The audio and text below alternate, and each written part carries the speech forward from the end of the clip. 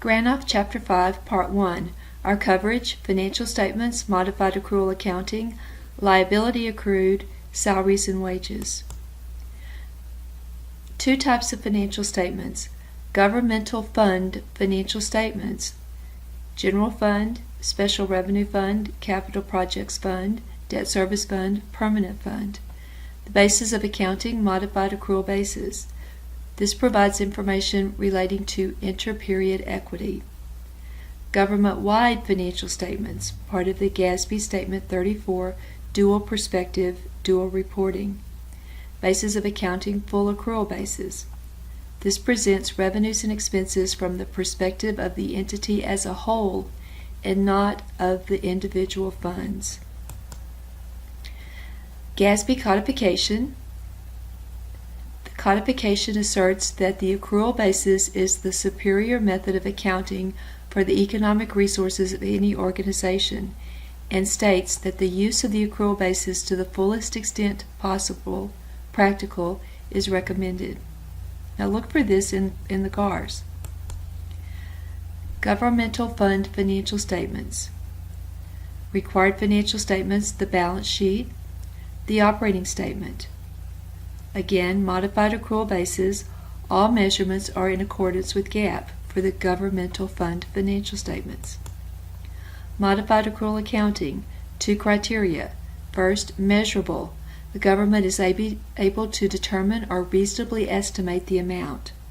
Available, collectible within the current period or soon enough thereafter to be used to pay liabilities of the current period, and generally we look at a 60-day period. Expenditures versus expenses, critical. Expenditures, this represents a measure of fund liabilities liquidated with current resources. Decreases net current financial resources, fund net assets, used in modified accrual basis accounting, fund financial statements, general, special revenue, capital projects, debt service, and permanent. Contrast this with expenses. The definition, measure of cost expired or consumed during a period. A reduction in net economic resources, overall net assets, used in full accrual basis accounting, government-wide financial statements, proprietary and fiduciary fund financial statements. Expenditures, closely tied to cash flows and near cash flows. Governmental funds report only current liabilities, not long-term liabilities.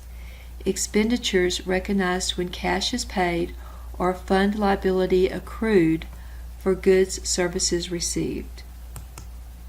Liability accrued. Let's look at a revised expenditure definition.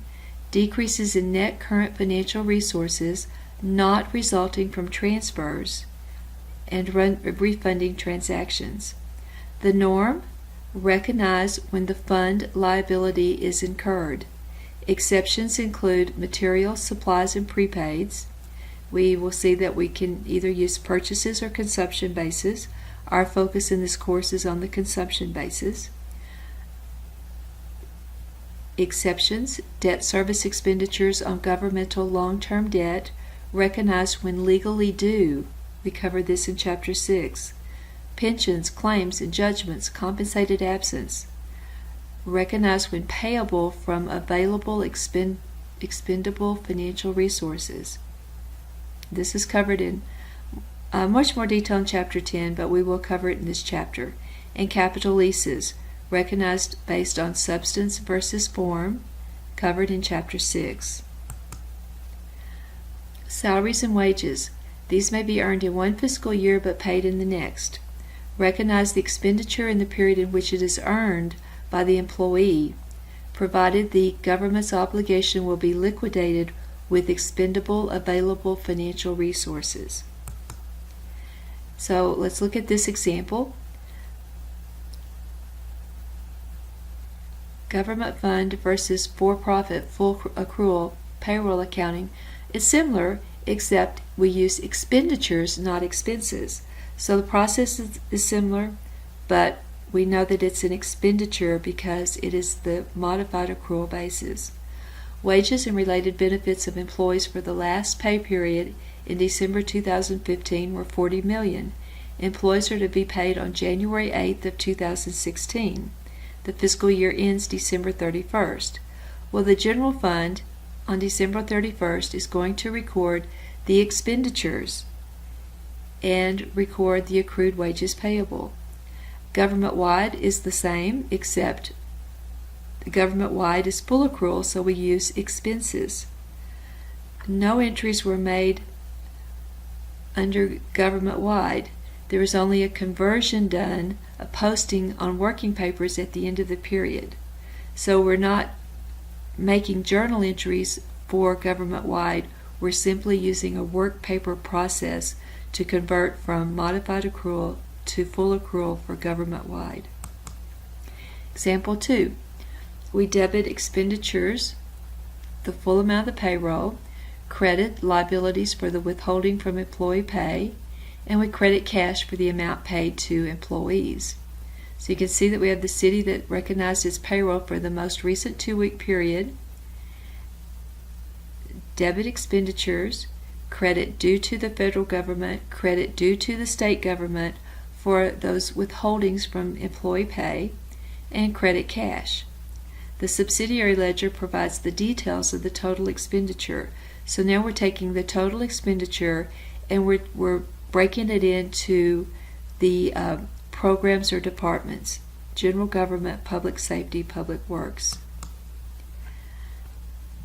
Debit expenditures for the employer's payroll cost, including the employer's share of FICA, credit liability to federal government. So we have a debit to expenditures for the employer's share of the payroll cost and a credit to due to federal government. And in this case, it's a retirement.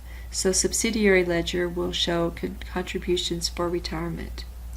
Encumbrances usually are not recorded for recurring expenditures such as payroll.